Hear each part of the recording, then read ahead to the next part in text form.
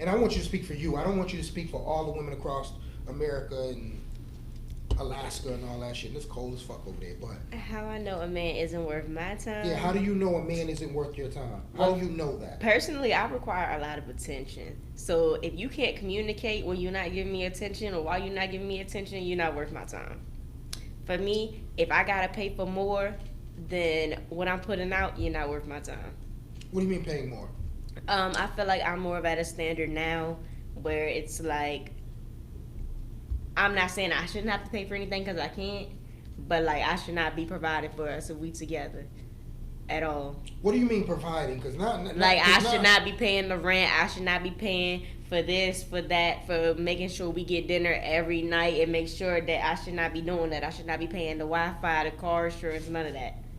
Not saying that not saying I don't gotta pay any of it, but I should not. So if I see that a man can't even come to the table with that, you're not worth my time. If a man got bad grammar, you're not worth my time. I don't care what gang you rep or whatever, you better talk to me correctly.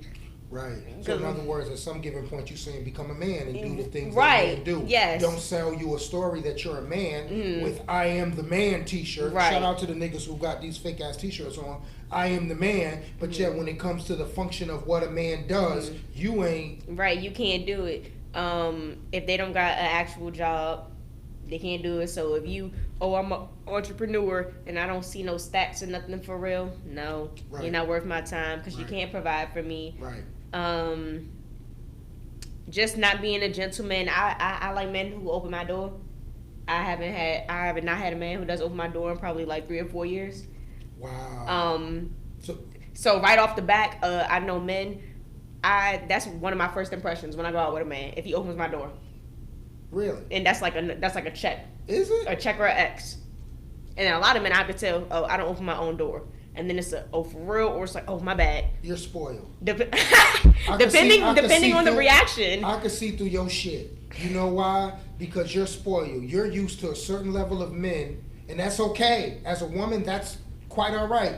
You're supposed to be able to evaluate how a man is supposed to treat you, but you're spoiled. You're used to men opening car doors. You're used to. But that's not something I'm used to. It's a standard that I've set for myself, in which, as I've gotten older, I've known what I like. But you had to have experienced it to know what it feels like to be treated that way. Yeah, I'm not opening no doors.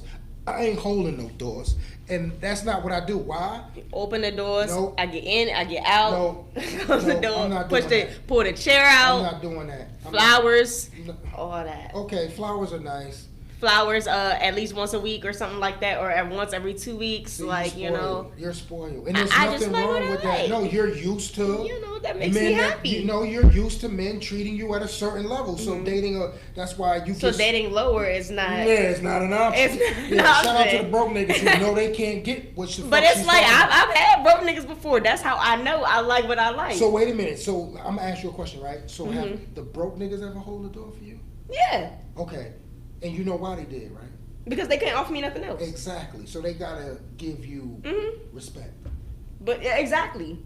So it's like if I'm top dog and I wear pants because I'm the breadwinner, for me that's not okay. That's okay for some women because they like to be in control. I like to submit. Right. I like to submit. No, say it Some again. women like to control. Why? I don't know. No, okay. But what is their function of being in control? Because the broke nigga ain't got nothing to give. Yeah, because the broke nigga can't give shit.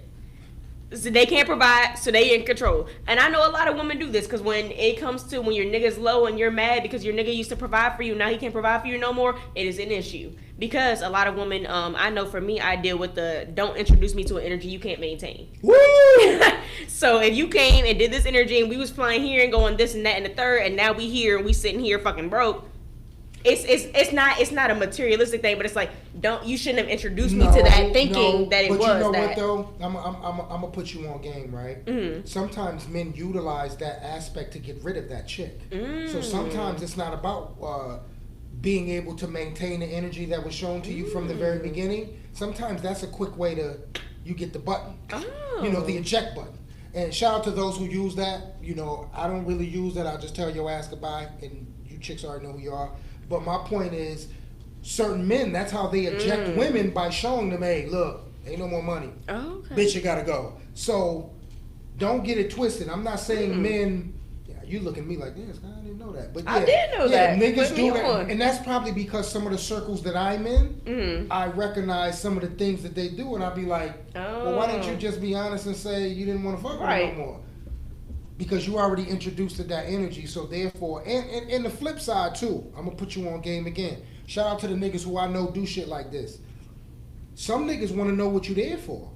So if you was introduced to a certain level of certain shit, they want to know if that money is there, are you still here? Are you here because the money is here? Or are you here because if that money get low, we can build it back up? Men have these and we're talking about value men. We're not talking about broke boys. We're talking about men of value. Right. You know what I mean? Niggas who know what the fuck their next year is going to look like. They already know and projecting their profits and their numbers for the following year or 6 months from today. I'm talking about those guys.